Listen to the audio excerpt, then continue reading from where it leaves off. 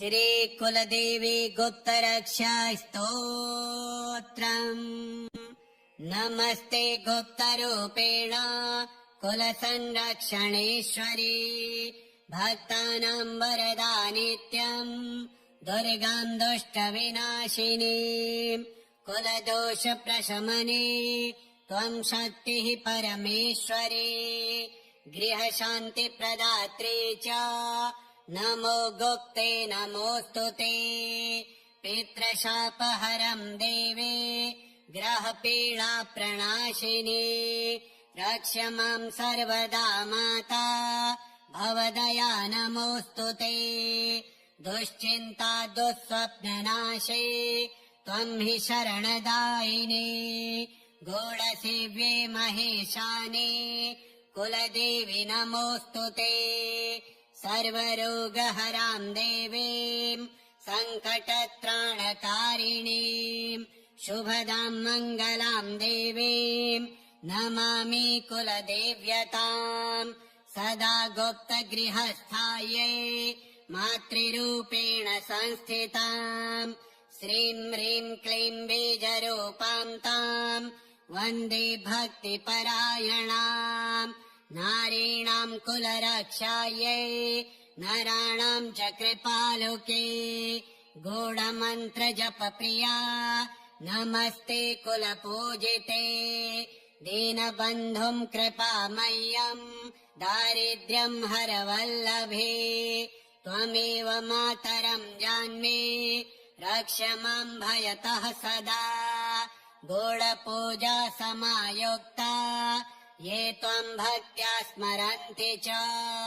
तेषां कष्टं नश्यन्त्येव सिद्धिर्भवति निश्चिता। एषा रक्षा कुलस्तुतिः गुप्तदेव्यै समर्पिता, यः पठेत् श्रद्धया नित्यम् स जातो न भयङ्करः। नमस्ते गुप्तरूपेण कुलसंरक्षणेश्वरी, भक्तानां वरदा नित्यम् दुर्गां दुष्टविनाशिनी। कुलदोषप्रशमने त्वं शक्तिः परमेश्वरी, गृहशान्तिप्रदात्री च नमो गुप्ते नमोऽस्तु ते। पितृशापहरं देवी ग्रहपीडा प्रणाशिनी, रक्ष मां सर्वदा माता भवदया नमोऽस्तु ते। दुश्चिन्ता दुःस्वप्ननाशे त्वं हि शरणदायिनी, गूढसेव्ये महेशानि कुलदेवी नमोऽस्तु ते। सर्वरोगहरां देवीं सङ्कटत्राणकारिणीं, शुभदां मङ्गलां देवीं नमामि कुलदेव्यताम्। सदा गुप्तगृहस्थायै मातृरूपेण संस्थिताम्, श्रीं ह्रीं क्लीं बीजरूपां ताम् वन्दे भक्तिपरायणाम्। नारीणां कुलरक्षायै नराणां च कृपालुके, गूढमन्त्रजपप्रिया नमस्ते कुलपूजिते। दीनबन्धुं कृपामय्यं दारिद्र्यं हरवल्लभे, त्वमेव मातरं जान्मे रक्ष मां भयतः सदा। गूढपूजा समायुक्ता ये त्वं भक्त्या स्मरन्ति च, तेषां कष्टं नश्यन्त्येव सिद्धिर्भवति निश्चिता। एषा रक्षा कुलस्तुतिः गुप्तदेव्यै समर्पिता, यः पठेत् श्रद्धया नित्यम् स जातो न भयङ्करः। नमस्ते गुप्तरूपेण कुलसंरक्षणेश्वरी, भक्तानां वरदा नित्यम् दुर्गां दुष्टविनाशिनी। कुलदोषप्रशमने त्वं शक्तिः परमेश्वरी, गृहशान्तिप्रदात्री च नमो गुप्ते नमोऽस्तु ते। पितृशापहरं देवे ग्रहपीडा प्रणाशिनी रक्ष मां सर्वदा माता भवदया नमोऽस्तु ते दुश्चिन्ता दुःस्वप्ननाशे त्वं हि शरणदायिनी गौडसेव्ये महेशानि कुलदेवी नमोऽस्तु ते सर्वरोगहरां देवीं सङ्कटत्राणकारिणीं शुभदां मङ्गलां देवीं नमामि कुलदेव्यताम् सदा गुप्तगृहस्थायै मातृरूपेण संस्थिताम् श्रीं ह्रीं क्लीं बीजरूपां ताम् वन्दे भक्तिपरायणाम् नारीणां कुलरक्षायै नराणां च कृपालुके गूढमन्त्रजपप्रिया नमस्ते कुलपूजिते दीनबन्धुं कृपामय्यम् दारिद्र्यं हरवल्लभे त्वमेव मातरं जान्मे रक्ष मां भयतः सदा गूढपूजा समायुक्ता ये त्वां भक्त्या स्मरन्ति च तेषां कष्टं नश्यन्त्येव सिद्धिर्भवति निश्चिता ईशा रक्ष कुलस्तुतिः गुप्तदेव्यै समर्पिता यः पठेत् श्रद्धया नित्यम् स जातो न भयङ्करः नमस्ते गुप्तरूपेण कुलसंरक्षणेश्वरी भक्तानां वरदा नित्यम् दुर्गां दुष्टविनाशिनी कुलदोषप्रशमने त्वं शक्तिः परमेश्वरी गृहशान्तिप्रदात्री च नमो गुप्ते नमोऽस्तु ते पितृशापहरं देवी ग्रहपीडा प्रणाशिनी रक्ष मां सर्वदा माता भवदया नमोऽस्तु ते दुश्चिन्ता दुःस्वप्ननाशे त्वं हि शरणदायिनी गौडसेव्ये महेशानि कुलदेवी नमोऽस्तु ते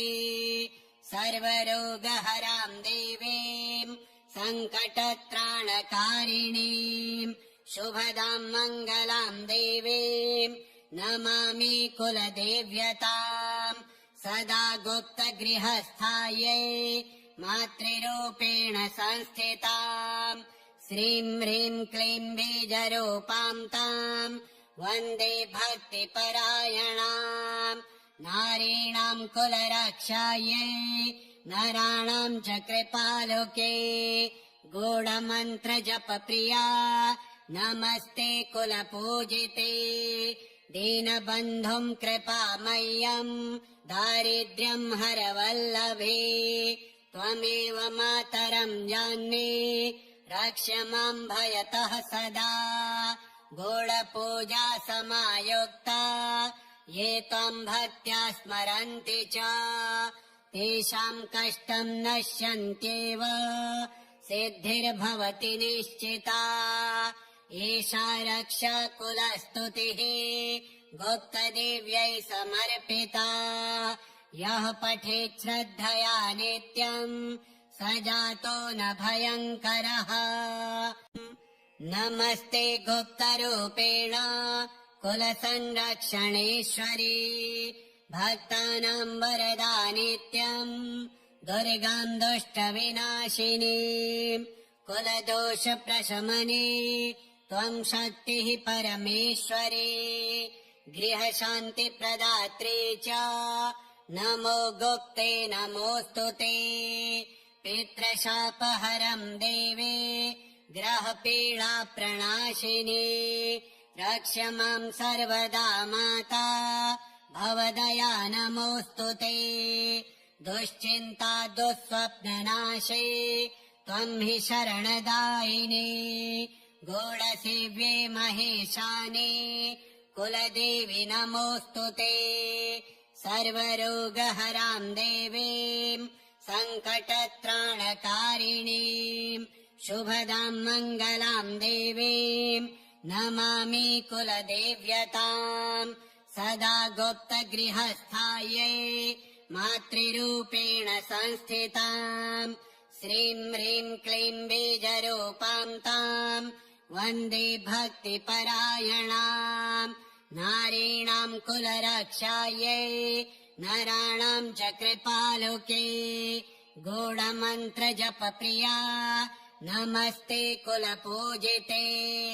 दीनबन्धुम् कृपामय्यम् दारिद्र्यम् हरवल्लभे त्वमेव मातरम् जान्मे रक्ष माम् भयतः सदा गूढपूजा समायुक्ता ये त्वम् भक्त्या स्मरन्ति च तेषाम् कष्टम् नश्यन्त्येव सिद्धिर्भवति निश्चिता एषा रक्षा कुलस्तुतिः गुप्तदेव्यै समर्पिता यः पठेत् श्रद्धया नित्यम् स जातो न भयङ्करः नमस्ते गुप्तरूपेण कुलसंरक्षणेश्वरी भक्तानाम् वरदा नित्यम् दुर्गाम् दुष्टविनाशिनी कुलदोषप्रशमने त्वम् शक्तिः परमेश्वरी गृहशान्तिप्रदात्री च नमो गुप्ते नमोऽस्तु ते पितृशापहरम् देवी ग्रहपीडा प्रणाशिनी रक्ष माम् सर्वदा माता भवदया नमोऽस्तु ते दुश्चिन्ता दुःस्वप्ननाशे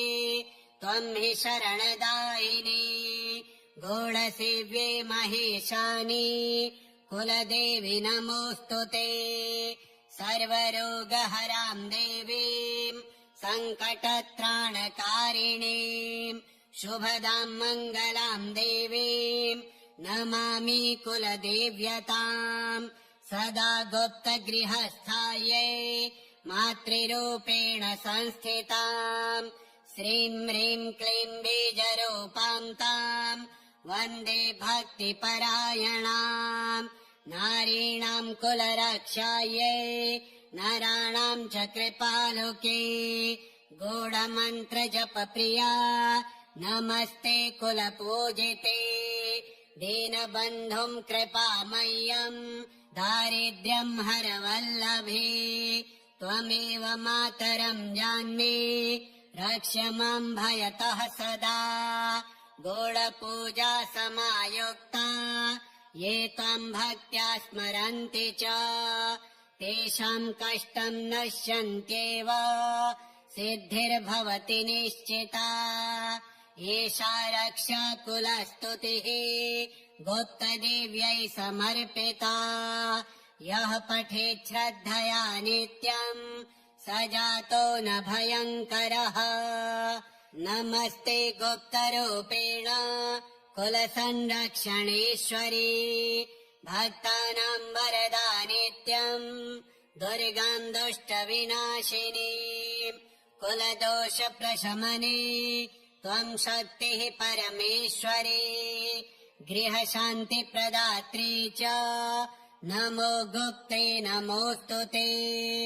पितृशापहरम् देवे ग्रहपीडा प्रणाशिनी रक्ष माम् सर्वदा माता भवदया नमोऽस्तु ते दुश्चिन्ता दुःस्वप्ननाशे त्वम् हि शरणदायिनी गूढसेव्ये महेशानि कुलदेवी नमोऽस्तु ते सर्वरोगहराम् देवीम् सङ्कटत्राणकारिणीम् शुभदाम् मङ्गलाम् देवीम् नमामि कुलदेव्यताम् सदा गुप्तगृहस्थायै मातृरूपेण संस्थिताम् श्रीं ह्रीं क्लीं बीजरूपां ताम् वन्दे भक्तिपरायणाम् नारीणाम् कुलरक्षायै नराणाम् च कृपालुके गूढमन्त्रजपप्रिया नमस्ते कुलपूजिते दीनबन्धुम् कृपामय्यम् दारिद्र्यम् हरवल्लभे त्वमेव मातरम् जान्मे रक्ष माम् भयतः सदा गूढपूजा समायुक्ता ये त्वाम् भक्त्या स्मरन्ति च तेषाम् कष्टम् नश्यन्त्येव सिद्धिर्भवति निश्चिता ईशा रक्ष कुलस्तुतिः गुप्तदेव्यै समर्पिता यः पठेत् श्रद्धया नित्यम् स जातो न भयङ्करः नमस्ते गुप्तरूपेण कुलसंरक्षणेश्वरी भक्तानाम् वरदा नित्यम् दुर्गाम् दुष्टविनाशिनी कुलदोषप्रशमने त्वम् शक्तिः परमेश्वरी गृहशान्तिप्रदात्री च नमो गुप्ते नमोऽस्तु ते पितृशापहरम् देवी ग्रहपीडा प्रणाशिनी रक्ष माम् सर्वदा माता भवदया नमोऽस्तु ते दुश्चिन्ता दुःस्वप्ननाशे त्वम् हि शरणदायिनी गूढसेव्ये महेशानि कुलदेवी नमोऽस्तु ते सर्वरोगहराम् देवीम् सङ्कटत्राणकारिणीम् शुभदाम् मङ्गलाम् देवीम् नमामि कुलदेव्यताम् सदा गुप्तगृहस्थायै मातृरूपेण संस्थिताम् श्रीम् ह्रीम् क्लीम् बीजरूपाम् ताम् वन्दे भक्तिपरायणाम् नारीणाम् कुलरक्षायै नराणाम् च कृपालुके गूढमन्त्रजपप्रिया नमस्ते कुलपूजिते दीनबन्धुम् कृपामय्यम् दारिद्र्यम् हरवल्लभे त्वमेव मातरम् जान्ये रक्ष माम् भयतः सदा गूढपूजा समायुक्ता ये त्वम् भक्त्या स्मरन्ति च तेषाम् कष्टम् नश्यन्त्येव सिद्धिर्भवति निश्चिता एषा रक्ष कुलस्तुतिः गुप्तदेव्यै समर्पिता यः पठेत् श्रद्धया नित्यम् स जातो न भयङ्करः नमस्ते गुप्तरूपेण कुलसंरक्षणेश्वरी भक्तानाम् वरदा नित्यम् दुर्गाम् दुष्टविनाशिनी कुलदोषप्रशमने त्वम् शक्तिः परमेश्वरी गृहशान्तिप्रदात्री च नमो गुप्ते नमोऽस्तु ते पितृशापहरम् देवे ग्रहपीडा प्रणाशिनी रक्ष माम् सर्वदा माता भवदया नमोऽस्तु ते दुश्चिन्ता दुःस्वप्ननाशे त्वम् हि शरणदायिनी गूढसेव्ये महेशानि कुलदेवी नमोऽस्तु ते सर्वरोगहराम् देवीम् सङ्कटत्राणकारिणीम् शुभदाम् मङ्गलाम् देवीम् नमामि कुलदेव्यताम् सदा गुप्तगृहस्थायै मातृरूपेण संस्थिताम् श्रीम् ह्रीम् क्लीम् बीजरूपाम् ताम् वन्दे भक्तिपरायणाम् नारीणाम् कुलरक्षायै नराणाम् च कृपालुके गूढमन्त्रजपप्रिया नमस्ते कुलपूजिते दीनबन्धुम् कृपामय्यम् दारिद्र्यम् हरवल्लभे त्वमेव मातरम् जान्ये रक्ष माम् भयतः सदा गूढपूजा समायुक्ता ये त्वम् भक्त्या स्मरन्ति च तेषाम् कष्टम् नश्यन्त्येव सिद्धिर्भवति निश्चिता एषा रक्षा कुलस्तुतिः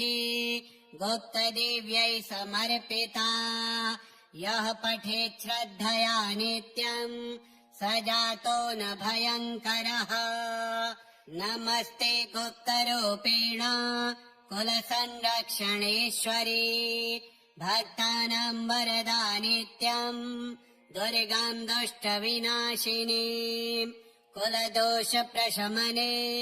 त्वं शक्तिः परमेश्वरी गृहशान्तिप्रदात्री च नमो गुप्ते नमोऽस्तु ते पितृशापहरं देवी ग्रहपीडाप्रणाशिनी रक्ष मां सर्वदा माता भवदया नमोऽस्तु ते दुश्चिन्ता दुःस्वप्ननाशे त्वं हि शरणदायिनी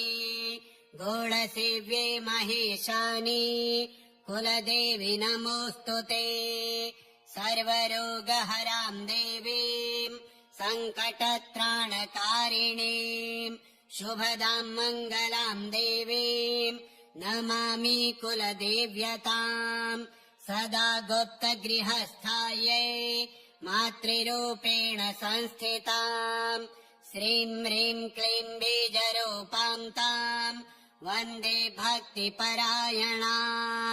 नारीणां कुलरक्षायै नराणां च कृपालुके